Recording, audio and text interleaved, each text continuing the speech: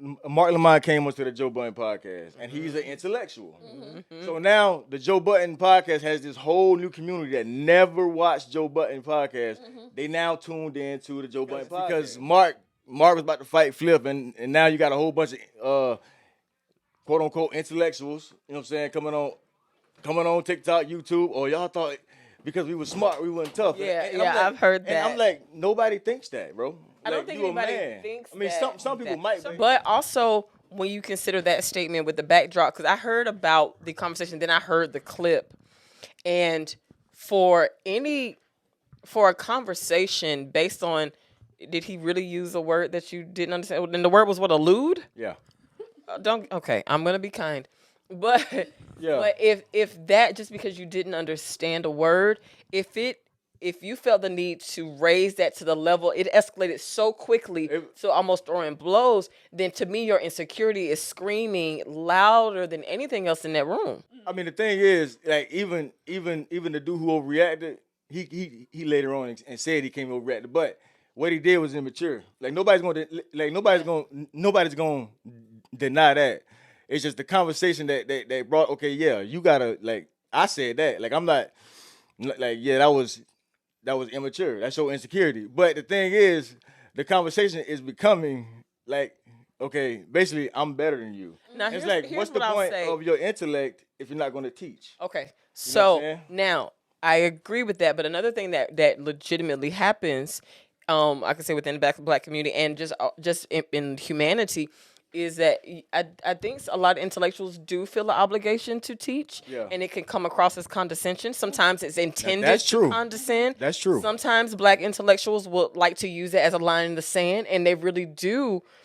That's the truth. And here's the thing. People are really loose with that word better. Like, oh, you think you're better because of this. I may not use the word better, but somebody might use it like I am better read than you are. See, I read more than you do. Right. No, I'm not mad at that. Like the pro, the pro. But I do think that there are some black more informed, and all those things might be true. And I think then the responsibility on the intellectual is to, if you really do want to bring more understanding to the space, then that doesn't work well in tandem with condescension. Exactly. If I'm trying to educate you, I can't also belittle you in the process. And that really does happen a lot. Now, another thing I think that happens within the black community is, and it goes back, and I've really been thinking a lot, like so much of our country, we got like, I love the quote that's been floating around now. It's like, you know what? Slavery is white history. Overcoming it is black history. And but so much as far as being a black American in this country, you got to start with the roots. It was illegal for black people to read. Right. And so when you had black people who could read, then there was a level of elitism that was born out of that. You know what I'm saying? And so much of, and I had to learn a level of grace for that and make sure I wasn't falling into condescension, because I grew up in an educational household where literacy is key. But then also for a lot of young black people, they even now, but even they just struggle with reading. But when you think, how long ago was it when reading was illegal? So we depended on what we heard. And so that's why you got the woman talking about how that is how they'll galvanize you and salvicize and whatever these words she was making up. I think there's a lot of how our names came to be. We're struggling for an ancestral sense of home. And then we're also in this thing where like education was illegal. I think it got something to do with bitterness in it. I think bitterness is absolutely a part of it. I think it's so layered. I think it go both ways. Because I think both sides has, because okay, truth be told, like, because going back to your point earlier, like I'm never telling somebody to dim their light. Okay, like I'm never walking into the room with Stevie Wonder, the legend, and like no, and saying anything about music. Mm-hmm. Like if I'm in the room with Stevie Wonder, I'm only listening. You know what I'm saying? Yeah. Like I like, and that's just common sense. But the truth is that like intellect does make some men insecure. If you're insecure, it can. And the thing is, I think a lot of the people is coming off that. Like, yeah, truth be told, they probably were treated certain ways, some people, because of their intellect. And now it's like, okay, this anger thing, but I'm like, okay, we got to get, like, both sides got to get over it. It's some healing and growth to come in this, because, like, we ain't got time to be, like, because, like, we ain't got time to have this, yeah, if you did the work, you definitely deserve to feel like you him. Like I work like this. You know what I'm saying? I did this. Like I don't feel bad. What's so crazy? We're not the same. Huh? What's so crazy about this whole conversation is, and I might be jumping off topic a little bit, but you wonder why people don't go back to where they came from. Because when they go back to where they came from, they don't want to receive what the person has already bringing them back to what they have learned. Cause, now you think you better than us. Yeah. So I'm sorry. I said because you think you got your degree from Precious. Okay, Okay. but I was gonna say like so. W.E.B. Du Bois, one of the premier Black intellectuals that we study about and read about, and I read his book. We had to read in school, Souls of Black Folks. And one of the things I remember talking to my mom about, I was like, Souls of Black Folk is good.